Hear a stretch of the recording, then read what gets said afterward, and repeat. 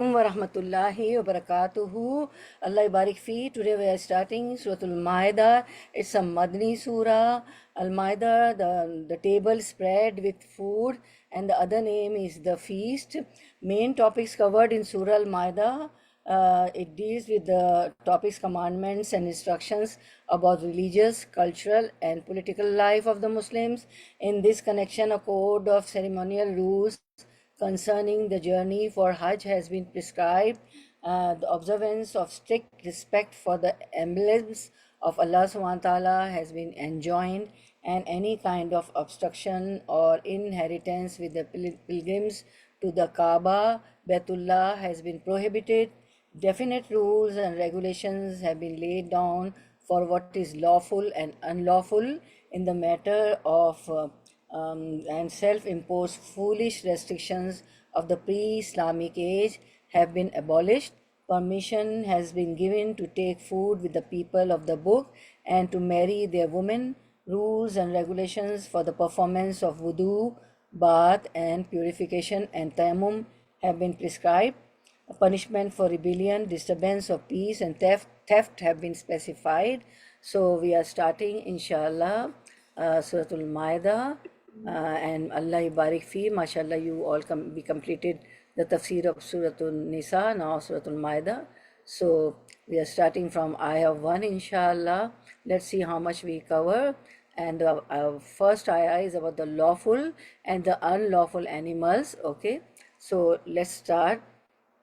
नहमदु व नुसल्ली अला रसूलिल करीम अम्मा बाद फ़अऊज़ु बिल्लाहि मिनश शैतानिर रजीम बिस्मिल्लाहिर रहमानिर रहीम रब्बी इश्रह ली सदरी व यस्सिर ली अमरी वहलुल उक़दतम मिन लिसानी यफ़क़हू क़ौली रब्बी ज़िदना इल्मा अल्लाहुम्मा फ़क़्हिना फ़िद्दीन अल्लाहुम्मा अन्फ़अना बिमा अल्लमतना व अल्लिमना मा यनफ़अुना व ज़िदना इल्मा आमीन या रब्बल आलमीन.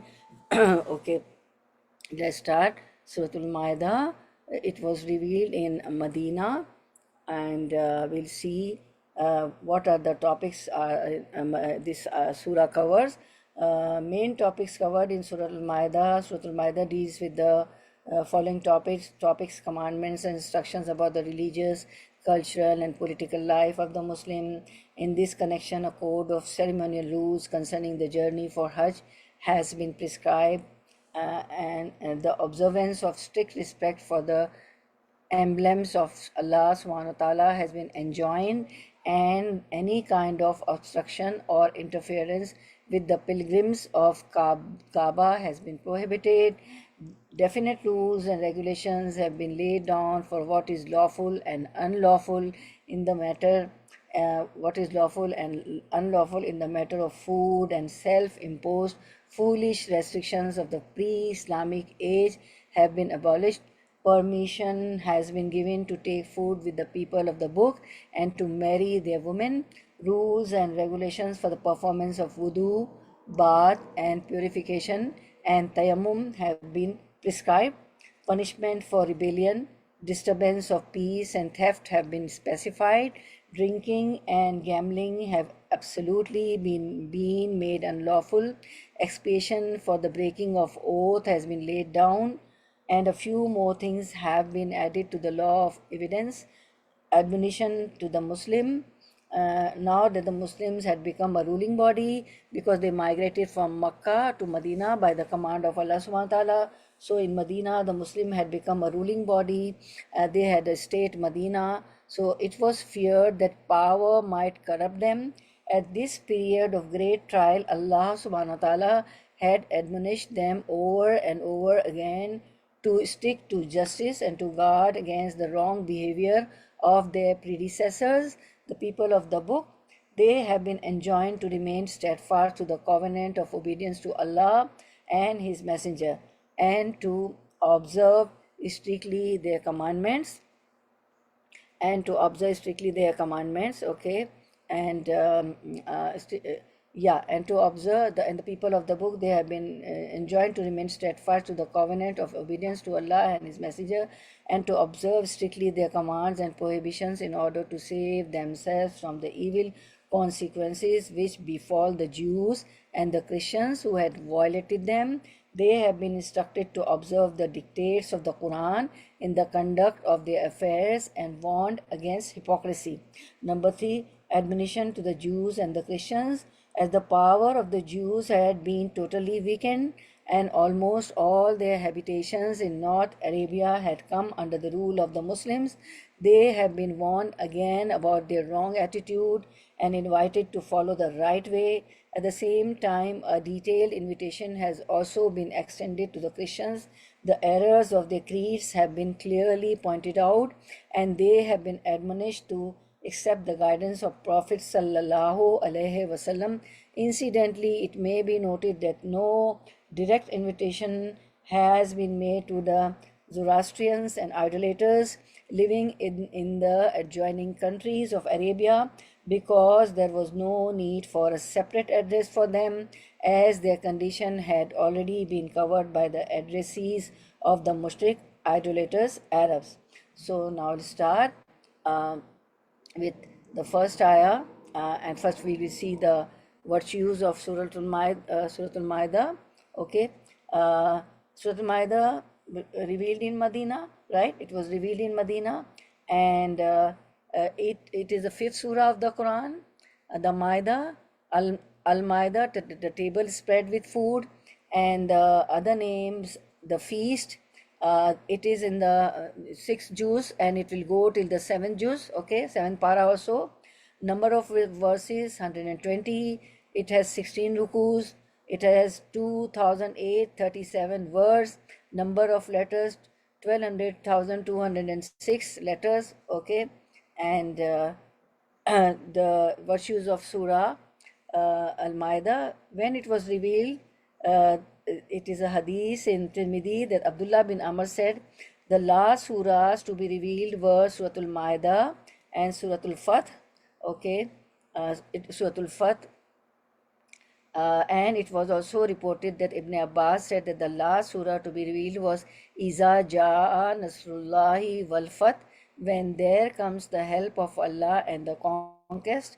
And Jubair bin Nufair said that I performed Hajj. Who performed Hajj? Zubair bin Nufair. I performed Hajj once and visited Aisha radiallahu anha. Who is Aisha radiallahu anha? The wife, beloved wife of Prophet ﷺ.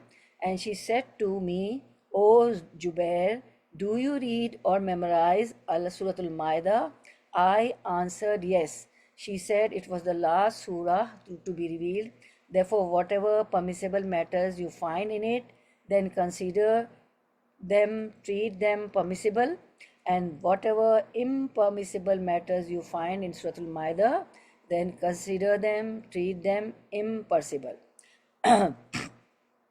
Impermissible.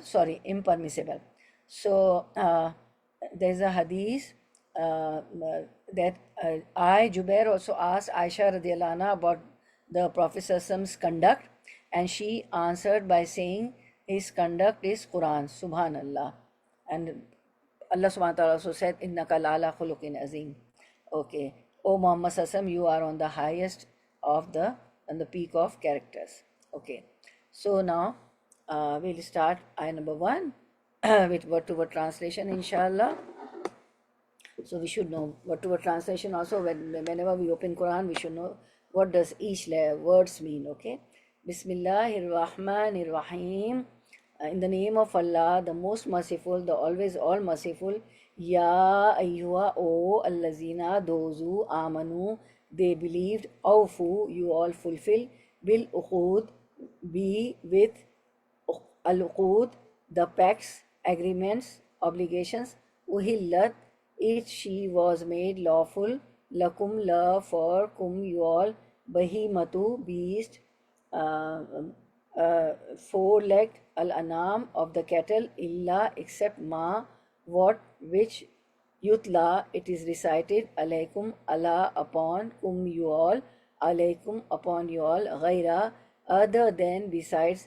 Mohalli, of ones who make lawful. As-Saidi, one of the game, hunting. Hunting is called game also, right? Wa antum, were, while. Now here you see, were, the meaning of according to the context is while. It's not end, right? Were, while. Antum, you all. Hurum are in ihram, pilgrimage, attire. Inna, indeed, Allah, Yahkumu, He judges, He decides, Ma, whatever, Yurid, He wants, wishes. So, running translation.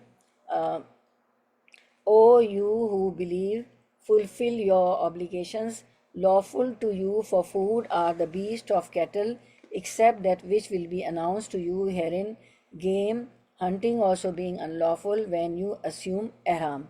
O you who have believed, fulfill all contracts. Lawful for you are the animals of grazing livestock, except for that which is recited to you in this Quran, hunting not being permitted while you are in the state of ihram. Indeed, Allah ordains what He intends. So now we see the tafsir. Ya ayyuhallazina amanu Ufu bil uqud. Ya ayyuhallazina amanu awfu bil uqud. Ya ayyuhallazina amanu awfu bil uqud.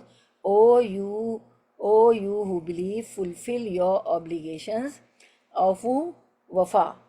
Wa fa alif. Awfu, the root letter is wafa. To fulfill. Awfu means to fulfill. Bil uqud, all contracts. O you who believe, fulfill your obligations. And then Ibn Hatim recorded, a man came to Abdullah bin Masud and said to him, advise me. He said, when you hear Allah's statement, Ya ayyuhalladhina amanu, Ya ayyuhallazina amanu, what you do? That, O you who believe, then pay full attention, for it is a righteous matter that he is ordaining, or an evil thing that he is forbidding. So very interesting, and we should also be mindful of that. What Abdullah bin Masud telling, radiallahu anhu, that whenever all the Muslim you hear this statement or read in the Quran, Ya ayyuhallazina amanu, O you who believe. So we are the believers, right? So now what we have to do?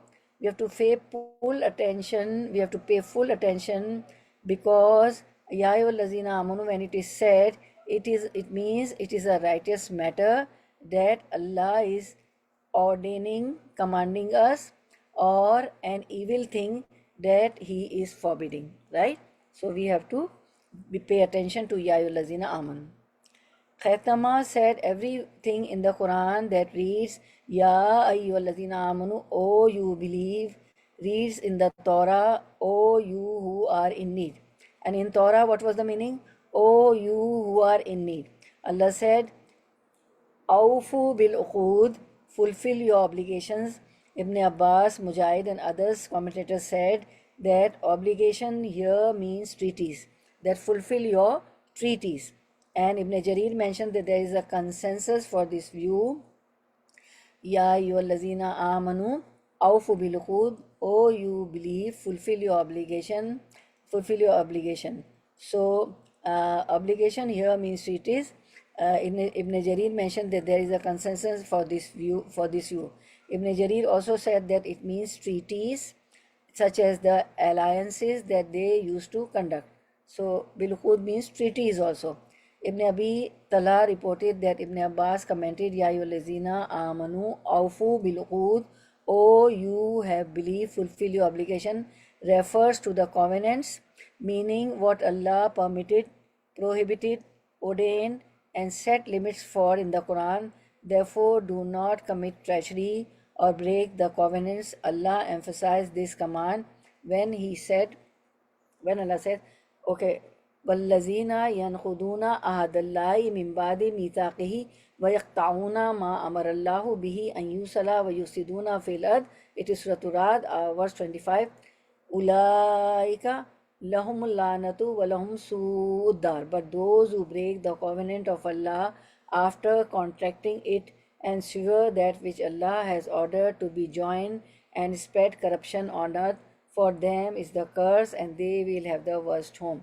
So when the covenant is broken, when we break the covenant, what Allah says, for them is the curse, and they will have the worst home. This is the punishment, right, for breaking the covenant. It is in Surah Ra'd, verse 25. Okay, and Ad-Dahak said that Awfu bil uqud, fulfill your obligations refers to what Allah has permitted and what He has prohibited. Allah has taken the covenant from those who proclaim their faith in the Prophet and the book to fulfill the obligation that He has ordered for them in the permissible and the impermissible. Now explaining the lawful and the unlawful beast. Allah says, Uhillat lakum bahimatul an'ama. Uhillat lakum bahimatul an'ami.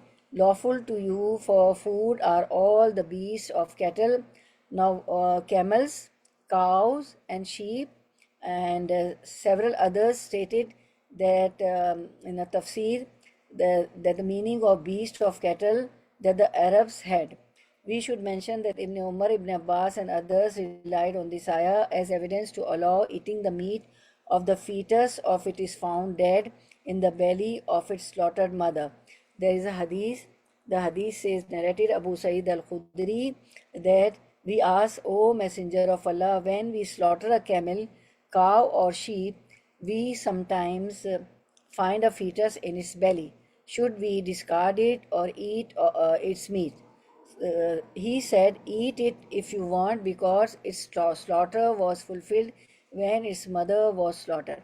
So we can eat the fetus when we slaughter an animal, and with the fetus, the baby is inside, because Allah, Prophet ﷺ says, when the companion asks, you eat the fetus also, the baby also, when you slaughter the animal and the baby come out, because its slaughter, the animal slaughter was fulfilled when its mother was slaughtered. The baby's slaughter was also fulfilled when the mother was slaughtered, right? So Abu Dawud recorded that Jabir bin Abdullah said that the Prophet said, proper slaughter of the fetus is fulfilled with the slaughter of its mother. When the mother is slaughtered, the baby is also slaughtered, so we can eat that.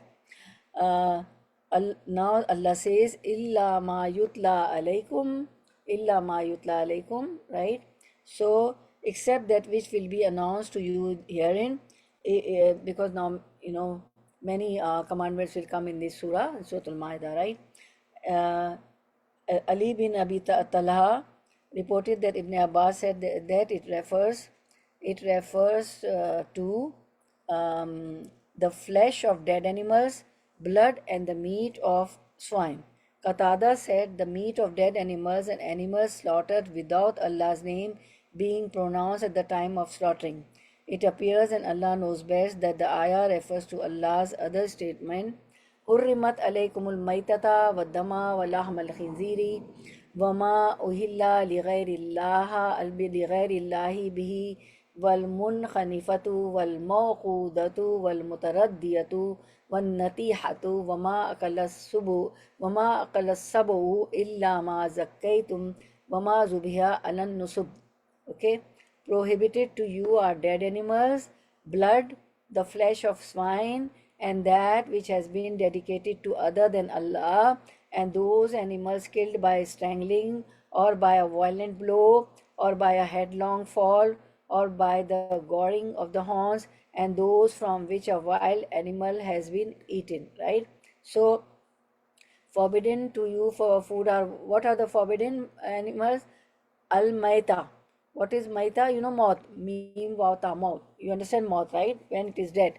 Al-maita, the dead animals, blood, which is why we slaughter, and all the blood comes out. Blood is also prohibited.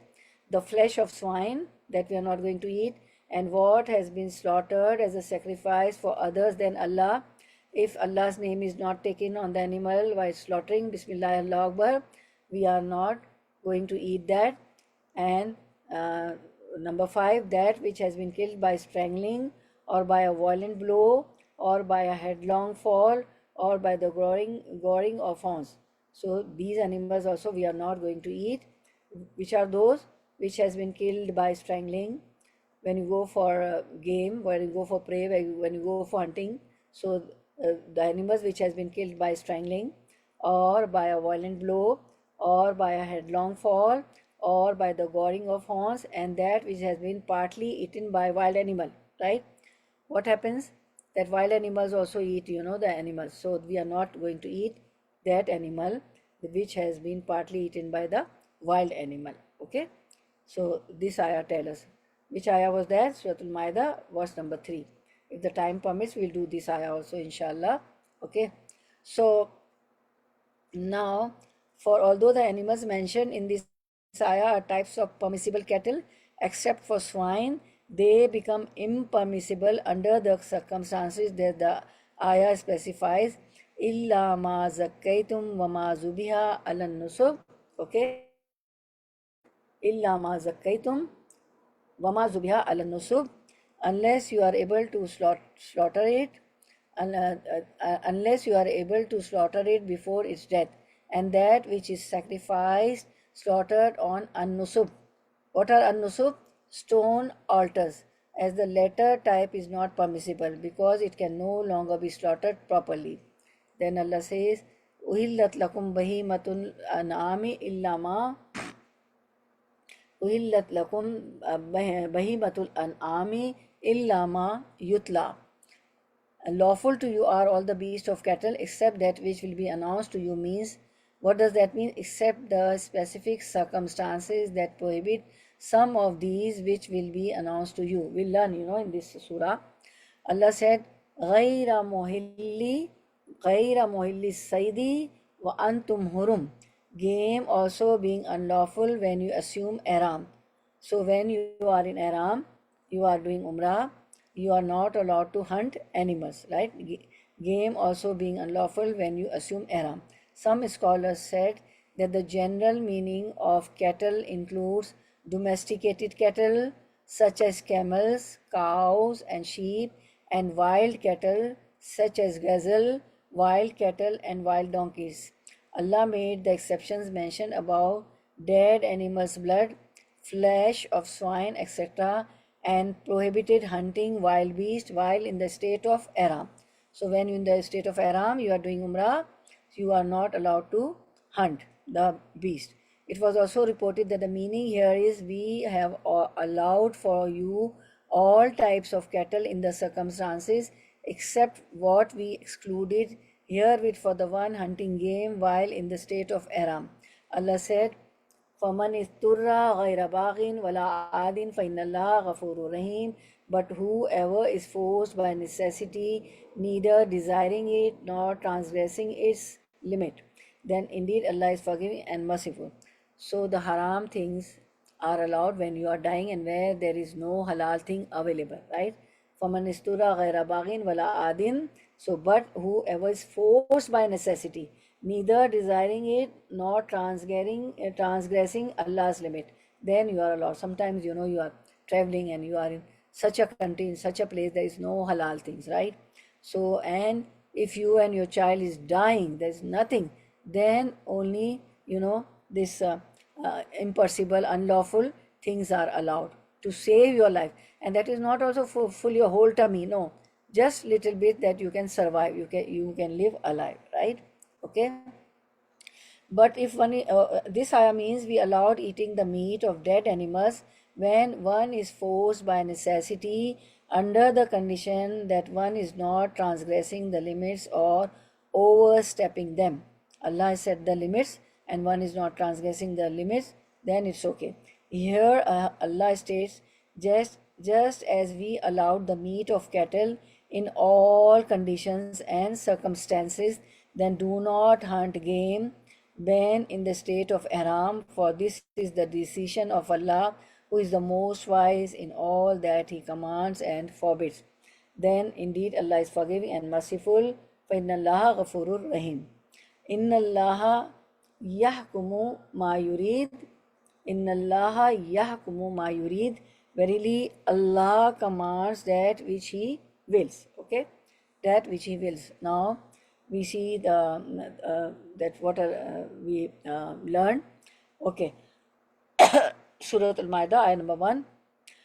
We learned that command to fulfill obligations. In Surah Nisa, emphasis has been laid on mutual dealings, particularly on rights servants of Allah have on each other, on the rights which servants of Allah have on each other. There are details of the rights of the husband and the wife. Surah Nisa you read, right? The rights of husband and wife, the rights of orphan, and the rights of the parents, and the rights of other relatives. In the very first sentence of Surah Al Ma'idah, there appears the instructions to stand by all dealings made and pledges given. Ya ayyuhallazina amanu awfu bil uqud. Okay. uh, O you who believe, fulfill your obligation. So the word afu, so the word awfu, the word awfu is from the word wafa. Awfu is from the word wafa, which means to fulfill a promise or responsibility. Ibn Abbas, Mujahid, and others said that fulfill your obligations means treaties. It is an agreement or pact that a person makes with another. Any promise that one makes with another and intends to fulfill it. Now we have to determine the nature of contracts meant here. Nature of contracts. The interpretation of commentators appear to be different, though uh, outwardly only. Some say that it refers to the covenant of Allah under which his created beings are bound to believe in and obey Him, or they refer to pledges Allah has taken from His creed beings regarding His revealed injunctions of things lawful and unlawful. This was reported by Ibn Abbas radiallahu anhu. Others say that here it means the contracts people enter into with each other, such as the contract of marriage and the contract of buying and selling. So, Ya ayyuhallazina amanu awfu bil uqud, comprises all the things. Others say that here it means the contracts of people enter into with each other, such as the contract of marriage and the contract of buying and selling. Commentators Ibn Zayd and Zayad ibn Aslam have taken this very line of interpretation. Still others take contracts to mean sworn alliances and pacts which the tribes of Jahiliyyah entered into with each other for mutual assistance when needed. The era before Wahi came, before Prophet ﷺ was a prophet, that era is called the era of Jahiliyyah, ignorance, right? There is no contradiction or difference in what they have said. Instead, all these varied contracts come under the Quranic word al-uqud. Okay? Ya ayyuhallazina amanu awfu bil uqud. Okay? Appearing in this ayah, and the instruction to fulfill all of them comes from the Quran itself. Therefore, Imam Raghib al-Isfahani has said that all kinds of contracts and binding agreements are included under the imperative of his word. He further divides these into three kinds. Number one, the covenant which human beings have with their Creator, who is Lord of all the worlds, such as the pledge to believe in Him, to obey Him, or to observe the restrictions imposed by Him, or matters and things lawful and unlawful. So, Ya ayyuhallazina amanu awfu bil uqud. What is the first thing? That, oh you believe, oh you who believe, fulfill all contracts. So what it comes? Number one, number one, the covenant which human beings have with their Creator, with Allah subhanahu wa ta'ala, who is our Lord of all the worlds, such as the pledge to believe in Him. So we should believe in Him, we should to obey Allah, or to observe the restriction imposed by Him, or matters and things lawful and unlawful. So we have to observe the instructions, we have to believe the restrictions which Allah has imposed on us, and also the matters lawful and lawful. What is lawful, we have to eat and do that, and what is unlawful, we have to leave that and we don't have to eat that. Okay, all in all the matters, lawful and unlawful, not in only in eating. Now, Ya ayyuhallazina amanu awfu bil uqud. Oh, you have believed, fulfill all contracts. Number two, the vow or promise or commitment one enters into with one's own self, right?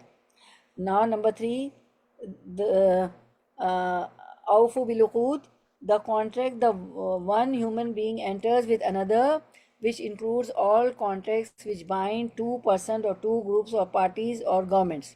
Even one government with government, one party with one party, one person with other person. Like we made many contracts, right, with each other also. I will do this, you will do this, and in business also, in even in household work also. Mother, she also assigned duties. You will vacuum, you will do this, you will do this, you will wash the utensils, this, that, right? So we have to fulfill that. So there were three, 1 2 3. Okay, hope it's clear. So the light of this ayah is strict adherence to all permissible provisions and conditions which have been mutually agreed upon is mandatory, and all parties must observe and fulfill these. This covers all international pacts and treaties between governments, bilateral agreements, all commitments, alliances, charters between groups and parties, also all sorts of contracts and deals between two human beings, ranging from marriage, business, partnership, leasing, gift deed to uh, many other bipartite human dealings. Please note that the restriction of permissible imposed a little earlier has a reason for entering into a contract against the dictates of the Sharia, or accepting it is not permissible for anyone. Everything will be done which is permissible from Allah subhanahu wa ta'ala and which is according to Sharia, right? Okay. So what lessons we learn from Suratul Maida, ayah number 1? Okay. We learn about the virtue of Iman, because Allah subhanahu wa ta'ala addresses Ya ayyuhallazina amanu.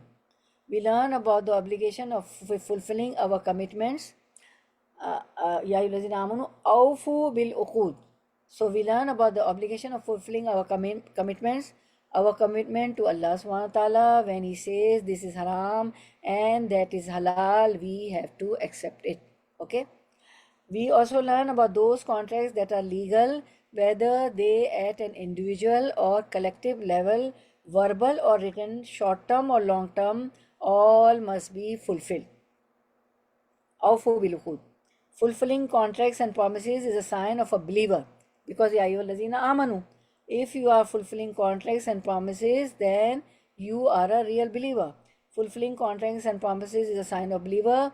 If a person doesn't fulfill his contract, this indicates there is some problem in his iman. Astaghfirullah. This is resemblance to the characteristics of a hypocrite, because hypocrite in the gathering of Prophet ﷺ and the companions of Prophet ﷺ, they said, La ilaha illallah. There is no deity except Allah. Muhammad ﷺ is the messenger of Allah subhanahu wa ta'ala. But they didn't say with the heart. It was only there on their tongue, right? And from the heart they were not, they didn't had iman, right? So then this is the resemblance to the characteristics of the hypocrite. And we learn hunting is not permissible in a state of ihram. When you have decided to do umrah and you have covered, you have worn the ihram. Men wear two clothes, upper and lower, right? And women, they wear the cap and that hijab, that scarf, and that abaya, and that scarf. Okay. Hunting is not permissible in a state of ihram when you're going for umrah or in the area of haram. Even in the area of haram, Baitullah, Khana Kaaba, hunting is not allowed. Why is hunting forbidding during Hajj and Umrah? When you are wearing the ihram, you are going for a particular task. You should focus on your purpose and not be distracted. May Allah make us from them. There are so much distraction, lot of distraction. You have seen, and when you have done Umrah, and you see on the TV also, right? We learn about the respect and honor that one must show to Ihram and Haram. Ihram and Haram, Khana Kaaba, Baitullah. Being the creation of Allah subhanahu wa ta'ala, we must submit to His command. Ya ayyuhallazina amanu awfu bil uqud. O you who believe, fulfill all contracts. Uhillat lakum bahimatul anam. Lawful for you are the animals of gazing livestock. Illa ma yutla alaykum. Except for that which is recited to you in this Quran. Ghaira muhalli saidi wa antum hurum. Hunting not being permitted while you are in the state of haram wa antum hurum. Inna Allah yaqumu ma yurid. Indeed, Allah ordains what He intends. Right? Okay. So, hope it's clear to you all. Pretty much we did tafsir, commentary. Okay. Let's listen to the recitation of this ayah. أعوذ بالله من الشيطان الرجيم بسم الله الرحمن الرحيم يا أيها الذين آمنوا أوفوا بالعقود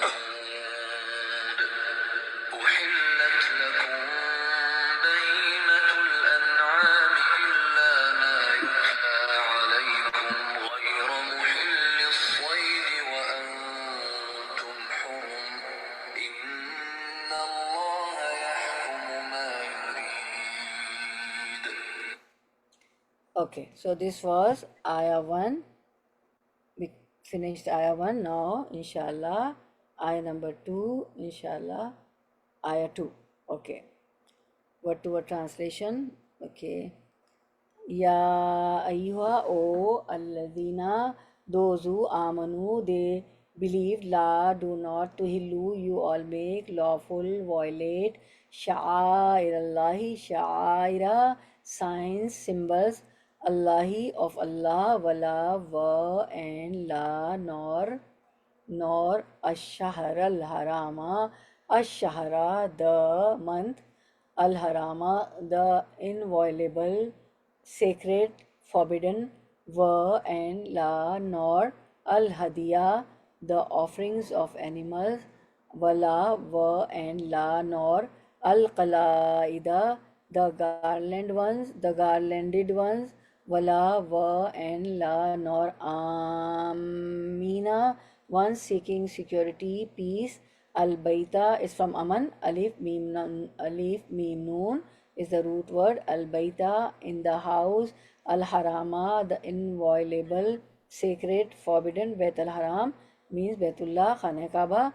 Yabtaghuna, they seek, fadl, bounty, grace, min, from, Rabbihim, Rabb, him, their, sustainer. What are the three meanings of Rabb? Can anybody tell me? Khalik, Malik, Mudabbir. Jazakallah khair. Yeah, Khalik, Malik, Mudabbir, the creator, the owner, the planner. Ridwanan, and Ridwanan, approval, pleasure, and Ida, when, halaltum, you all, halal, put of ihram, fastadu, then you all may hunt, wala, and la, not, should, yajriman, definitely, force, inside, to wrong, you all, yajrimanna, noon, the shad on noon, is a takid. It says definitely, it definitely force, inside, to wrong you all, shan'anu, enmity, qawmin, of a people, nation, and that, saddukum, they stopped, hindered, you all, saddukum, they stopped, hindered you all, and from, al-masjidi, the masjid, the mosque, al-haram, the sacred, inviolable, forbidden, and that, ta'tadu, you all, etadu, transgress, exceed the limit, ta'tadu, you all transgress, exceed the limit. Okay, okay. Wata'awanu, and ta'awanu, you awanu, cooperate, mutually help one another.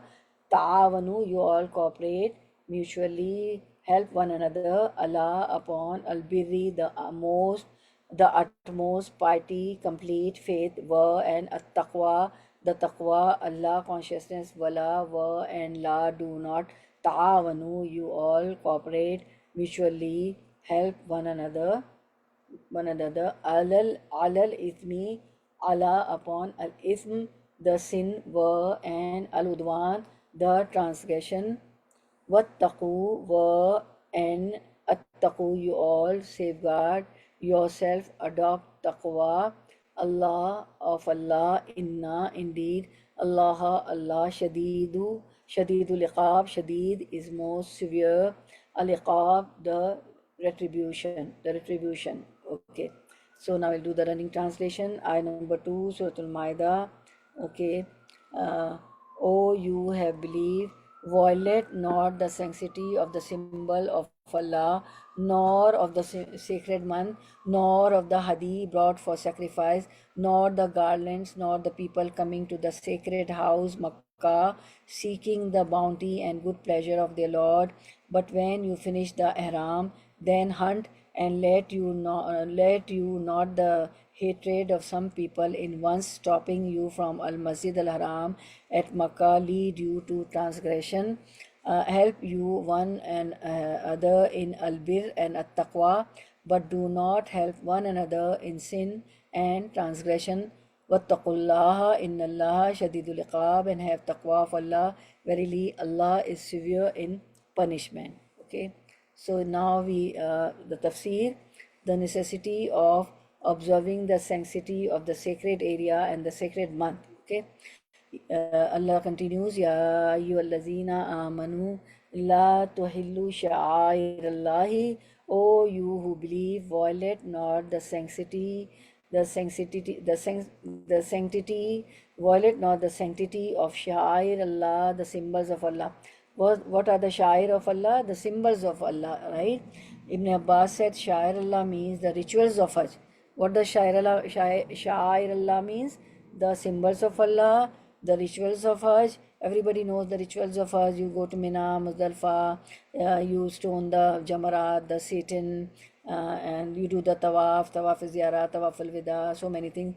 And according to Mujahid, As Safa and Marwa, the two mountains, the two mount where we do Sa'i, and the sacrificial animal are the symbols of Allah. So the rituals of Hajj, Safa, Marwa, to two mountains where we do Sa'i, and the sacrificial animals are the Shair Allah, the symbols of Allah. And it was also stated that Shair Allah is what He prohibited. Therefore, it means do not violate what Allah prohibited. So we have to be careful. We should not violate whatever Allah has prohibited not to do. Okay, and Allah said afterwards, what Allah says, wala shahr haram. Okay, Allah says, Ya la wala shahr harama. So Allah says, nor of the sacred month, for you are required to respect the honor, the sacred month, and to refrain from what Allah forbade during it, such as fighting. This also lays emphasis on avoiding sins during that time, during the month of Hajj, right? And Allah says in Suratul Baqarah 217, Yas'alunaka anishsharil harami qitalin fihi qul qitalun fihi kabir. They ask you, O Muhammad Sallallahu Alaihi Wasallam, about the sacred month, about fighting therein. Say, fighting therein is a great sin. So fighting in the sacred month when we are doing Hajj, then fighting is a great sin. So you don't have to fight. Then another ayah, Inna iddata shahuri, Surah Tawbah 36, in the Lahisna ashara shahran fi kitabillahi yawma khalaqa samawati wal arda minha arbaatun hurum. Indeed, the number of months with Allah is 12 lunar months in the register of Allah from the day He created the heavens and the earth. Of these, 4 are sacred. That is the correct religion. So do not wrong yourselves during them, and fight against the disbelievers collectively as they fight against you collectively, and know that Allah is with the righteous who fear Him. Okay, so we see here that there is a hadith. Prophet says, there is a hadith which says that narrated by Abu Bakr, the Prophet said, the division of time has turned to its original form, which was current when Allah created the heavens and the earth. The year is of 12 months, out of which 4 months are sacred. 3 are in succession, Dhul Qada, Dhul Hijjah, and Muharram, and the 4th is Rajab of the tribe of Mudar, which comes between Jamadi Thaniya and Shaban. So these are the sacred months. Dhul Qada, Dhul Hijjah, Muharram, and Rajab are the sacred months. Okay, so taking this hadith testifies to the continued sanctity of these months until the end of the time, right? So taking the hadith to the sacred house of Allah, Al-Kaaba. So Allah says, walal hadiya walal qalaida, nor of the hadi brought for sacrifice, nor the garlands. So now actually what does it means? Means do not abandon the practice of bringing the hadi. What does hadi means? The sacrificial animals. Everybody knows when you go to Hajj, you have to sacrifice, and those who don't go for Hajj, we celebrate Eid here and we sacrifice animal, right? So in Hajj also they have to do hadi. Okay, hadi means sacrificial animals, right? So it means do not abandon the practice of bringing the hadi, sacrificial animals, to the sacred house, as this ritual is a form of honoring the symbols of Allah. So hadi, sacrificial animal, is also the symbols of Allah, Shair Allah, right?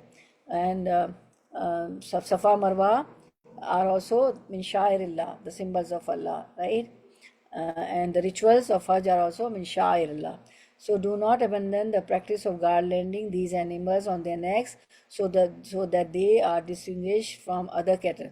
So if you garland the hadi, the sacrificial animal, they will distinguish from the other animals that they are going to be sacrificed for the Hajj. This way it will be known that these animals are intended to be offered as hadi at the Kaaba, and thus those who might intend some harm to them would refrain from doing so. So if some people, those who are going to harm the animals, they will also refrain if there is a garland in their neck. Those who see the hadi, the sacrificial animal, might be encouraged to imitate this ritual. And those who see the hadi, that these are the sacrificial animals, so the other also learn a lesson, they also imitate this ritual that they have to sacrifice. And indeed he who calls to a type of guidance will earn rewards equal to the rewards of those who follow his head without decrease in their own rewards. So rewards, okay. When Prophet ﷺ intended to perform Hajj, he spent the night at Dhul Hulaifa, which is also called Wadi al-Aqiq. In the morning, the Prophet ﷺ made rounds with his wives, who were 9 at that time. Prophet ﷺ performed ghusl bath, applied some perfume, and performed a 2 rakah prayer. He then garlanded the hadi. Hadi means the sacrificial animal, and announced aloud his intention to perform Hajj and Umrah. The Prophet's hadi, the sacrificial animal, at the time consisted of plenty of camels, more than 60, and they were among the best animals, the healthiest and most physically acceptable, just as Allah's statement proclaims. Zalika, Suratul Hajj, verse 32. Zalika وَمَن يُعَظِّمْ شَعَائِرَ اللَّهِ فَإِنَّهَا مِن تَقْوَى الْقُلُوبِ. That is so, and whoever honors the symbols of Allah, indeed it is from the piety of hearts, right? So these animals should be, the sacrificial animal should be healthy and physically acceptable. They shouldn't be lame. And you have learned this hadith when we have done the lecture on Hajj, right? That they should be not one eye, the animal should not be weak and too bony, too skinny. There should be flesh on them, and animals should be healthy and physically acceptable, okay. And what Allah says in this ayah, that whosoever honors the symbols of Allah, Shairillah, indeed it is from the piety of hearts. So this is taqwa al-qulub. If you give the good animals, physically also good, and they are healthy. So this is the taqwa of your heart, right? Thus it is, and Muqatil bin Hayyan said that Allah's statement walal qalaida, okay, walal qalaida, nor the garland, means do not breach their sanctity. During the time of Jahiliyyah, the people used to garland themselves with animal hair and pearls when they left their areas in months other than the sacred months. The idolaters of the sacred house area used to garland themselves with the tree stems of the sacred area so that they were granted safe passage. This statement was collected by Ibn Abi Hatim, who also recorded that Ibn Abbas said, there are 2 ayah in this surah Al-Ma'idah that were abrogated, the ayah about the garlands. فَإِنْ جَاءُوكَ فَأَحْكُمْ بَيْنَهُمْ أَوْ أَعْرِضْ عَنْهُمْ. So if they come to you, O Muhammad, فَإِنْ جَاءُوكَ فَأَحْكُمْ بَيْنَهُمْ أَوْ أَعْرِضْ عَنْهُمْ. So if they come to you, O Muhammad, judge between them or turn away from them. The necessity of preserving the sanctity and safety of those who intend to travel to the sacred house. Allah subhanahu wa ta'ala says, what Allah says, وَلَا آمِينَ الْبَيْتَ الْحَرَامَ يَبْتَغُونَ فَضْلًا مِنْ رَبِّهِمْ وَرِضْوَانًا. Nor the people coming to the sacred house Makkah seeking the bounty and good pleasure of their Lord. The ayah commands, do not fight people who are heading towards the sacred house of Allah, which if anyone enters it, he must be granted safe refuge. Likewise, those who are heading towards the sacred house seeking the bounty and good pleasure of Allah, Fadlan wa Ridwanan, must not be stopped, prevented, or frightened away from entering the sacred house. And Qatada and several other commentators said, Yabtaguna fadlan min Rabbim refers to trading. A similar discussion preceded concerning the ayah, Laisa alaykum junahun, Laisa alaykum junahun an tabtagu fadlam min rabbikum. There is no blame upon you for seeking bounty from your Lord during Hajj. Okay, so when you are done and you are in the last 3 days, you are in the Muna, so you can do business also, right? Because Allah says there is no blame upon you for seeking bounty from your Lord during Hajj. So similar, so you can do trading also, right? There is no sin on you if you seek the bounty of your Lord during pilgrimage by trading. And Allah said, Varidwanan, and pleasure. So Ibn Abbas said that the word pleasure in this ayah refers to seeking Allah's pleasure by their Hajj. Okay, this ayah was revealed concerning Al-Utam bin Hind al-Bakri, who had raided the cattle belonging to the people of Medina. The following year, he wanted to perform Umrah to the house of Allah, and some of the companions wanted to attack him on his way to the house. So Allah revealed, Wala amin al-bayta Bait al-Harama yabtaghuna fadlam min rabbihim waridwanan, nor the people coming to the sacred house Makkah seeking the bounty and good pleasure of their Lord. Okay, then further Allah says, hunting game is permissible after ihram ends. When you are in the ihram, in the first ayah we learned that when you are in the ihram and in haram, you cannot hunt, right? Hunting game is permissible after ihram ends. Allah said, وَإِذَا halaltum fastadu. But when you finish the ihram, then hunt. When you end your ihram, it is permitted for you to hunt game which was prohibited for you during ihram, right? Although this ayah contains a command that takes effect after the end of a state of prohibition during ihram, in this case the ayah in fact brings back the ruling that was previously in effect. If the previous ruling was an obligation, the new command will uphold that obligation, and such is the case with recommended and permissible matters. There are many ayah that deny that the ruling in such cases is always an obligation. Such is also the case against those who say that it is always merely allowed. What mentioned here is the correct opinion that employs the available evidence, and Allah knows the best. Justice is always necessary. Allah said, وَلَا يَجْرِمَنَّكُمْ شَنْآنُ قَوْمٍ أَنْ صَدُّوكُمْ عَنِ الْمَسْجِدِ الْحَرَامِ أَنْ تَعْتَدُوا. And let not the hatred of some people in once stopping you from Al-Masjid al-Haram at Makkah lead you to transgression and hostility on your part. The meaning of this ayah is apparent as it commands, let not the hatred of some people who prevent you from reaching the sacred house in the year of Hudaybiyah make you transgress Allah's law and commit injustice against them in retaliation. Rather rule as Allah has commanded you, being just with everyone. Okay, so everybody knows that Prophet Sallallahu had a dream, and that he and the companions are performing Hajj. So Prophet ﷺ took the companions for Hajj, but they were stopped at Hudaybiyah. They were not, the Quraysh Makkah didn't let them enter Makkah and let them perform Umrah. So a treaty or contract was signed there. So which is why Allah subhanahu wa ta'ala says, and let not the enemy and hatred of others make you avoid justice, be just, that is nearer to piety, because they stopped them, right? So Allah says that they prevented you from reaching the sacred house in the year of Hudaybiyah, so you do not transgress Allah's law and commit injustice against them in retaliation, and rather rule as Allah has commanded you, being just with everyone. So which commands do not be driven by your hatred for some people into abandoning justice, for justice is ordained for everyone in all situations.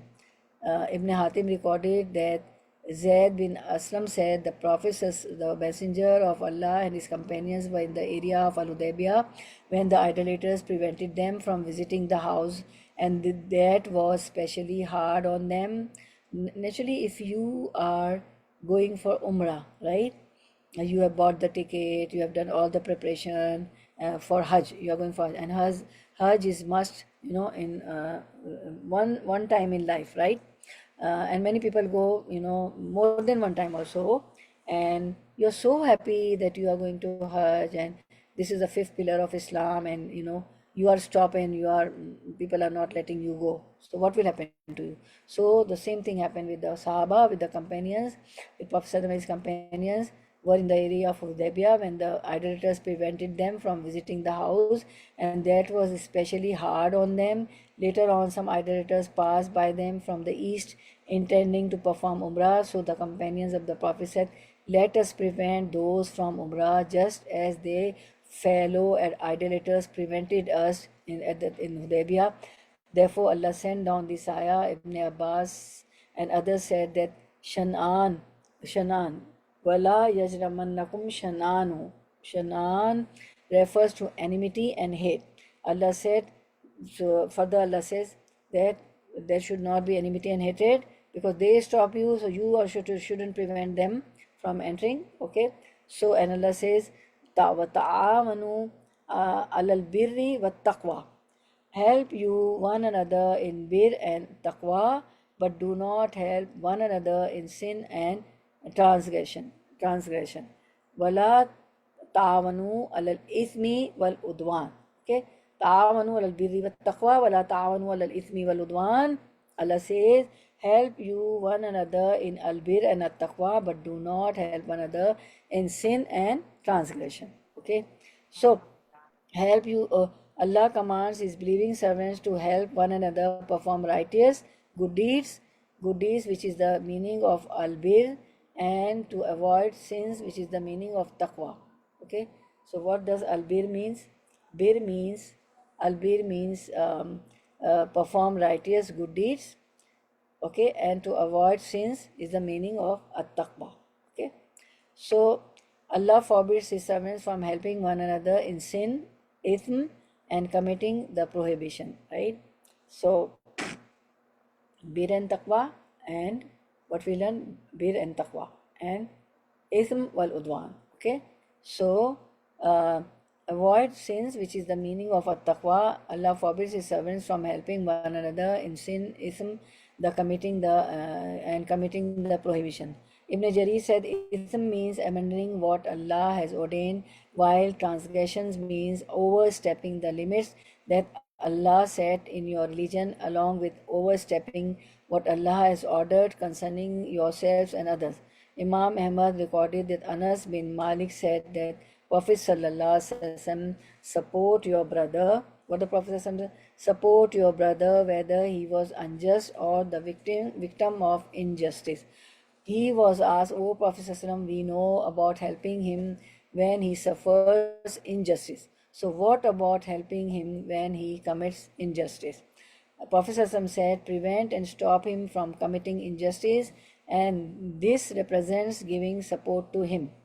This is recorded in Sahih Bukhari, hadith from Sahih Bukhari. So the hadith here in front of you, narrated Anas bin Malik, that Prophet ﷺ said, help your brother, whether he is an oppressor, Mazloom, or an oppressed, Zalim. A man said, Oh Prophet ﷺ, I will help him if he is oppressed, but if he is an oppressor, how shall I help him? Prophet ﷺ said, by preventing him from oppressing others, so that it is how to help him. So we have to prevent others from oppressing also, right? Okay, and uh, help your brother when he's an oppressor also, or he's oppressed, right?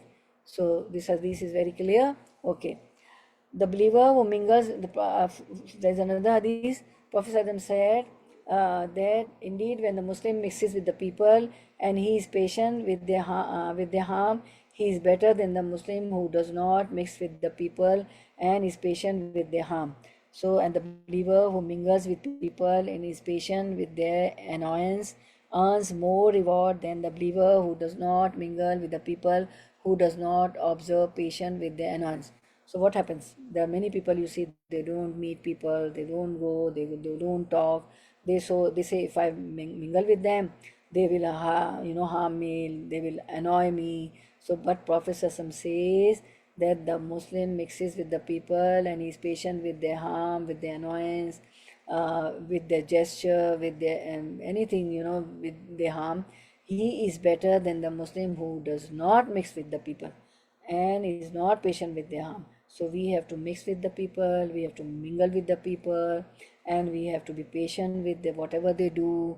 If we don't like them, they annoy us, whatever they do, they harm us. So because Prophet ﷺ said, those who mingle are better than the one, those who don't mingle, those who don't mix, okay, those who doesn't mix. So we have to mix with them, we have to mingle with them, and we have to be patient with their harm. Okay, just don't sit at home, because Prophet ﷺ tell us, because they are better than the one who doesn't mingle and who doesn't mix with the people. Okay, then um, he who calls to a guidance will earn. Then another hadith, who he who calls to a guidance will earn a reward similar to the rewards of those who accept his call until the day of resurrection without decreasing their reward. Whoever calls to a heresy will carry a burden similar to the burden of those who accept his call until the day of resurrection without decreasing their own burdens. Prophet said, he who calls others to follow the right guidance will have reward equal to the reward of those who follow him without their reward being diminished in any respect on that account. So always call people to guidance, because we will earn the reward similar to the rewards of those who accept our call till the day of resurrection. Whatever good deeds they will do will get the reward till the day of resurrection. Just calling them to guidance, just call them to this halaka, and if they learn from here, one sister, one daughter should, your target should be that bringing 10 sisters, right? So multiple rewards you will get till the day of resurrection. And whoever calls to a heresy will carry a burden similar to the burden of those who accept his call until the day of resurrection without decreasing their own burden. So we should call towards what? Towards guidance. تعاونوا على البر والتقوى ولا تعاونوا على الإثم والعدوان. See, تعاونوا على البر والتقوى ولا تعاونوا على الإثم والعدوان, and cooperate in righteous and piety, but do not cooperate in sin and aggression, right? And we saw the hadith also. Alhamdulillah, alhamdulillah, right? We saw the hadith also. The time is up. The wattaqullah innallaha shadidul iqab. And finally Allah says, and fear Allah, everywhere fear Allah. Indeed, Allah is severe in penalty. When we fear Allah, we will obey the commandments of Allah subhanahu wa ta'ala, and we will refrain ourselves from whatever Allah prohibit us, right? So wattaqullah innallaha shadidul iqab. So we will end here because time is up, and we'll continue the. So don't be absent. Ayat number 3 is very, very, very important, right? So don't miss it, right? So inshallah, we'll continue with ayat 3 next time. Listen to the recitation.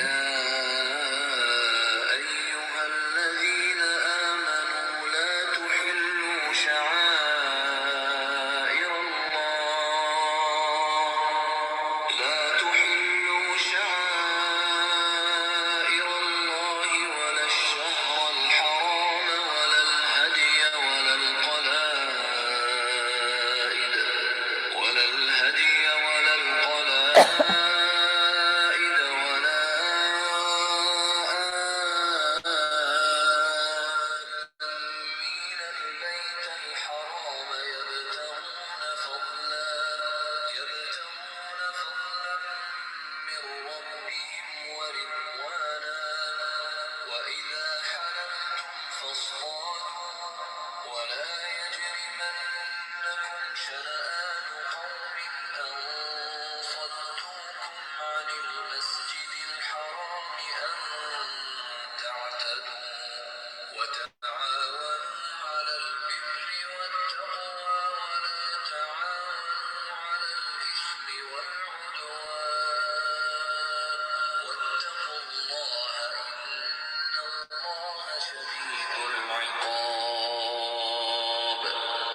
So here we conclude, inshallah. Inshallah, we're concluding here. The next ayah number 3 we'll do, inshallah. We'll continue next Saturday, inshallah. Inshallah, okay. اللهم وفقني لما تحب وترضى اللهم وفقني لما تحب وترضى بارك الله في علمك وعملك ورزقكم وأوقاتكم وأهلكم ومالكم اللهم وفقنا لما تحب وترضى ربنا تقبل منا إنك أنت السميع العليم وتب علينا إنك أنت التواب الرحيم سبحان ربك رب العزة عما يصفون وسلام على المرسلين والحمد لله رب العالمين وآخر دعوانا أن الحمد لله رب العالمين سبحانك اللهم وبحمدك أشهد أن لا إله إلا أنت أستغفرك وأتوب إليك Assalamu alaikum wa rahmatullahi wa barakatuh. So, students' reflection, who will be the first one? Bismillah. Yes.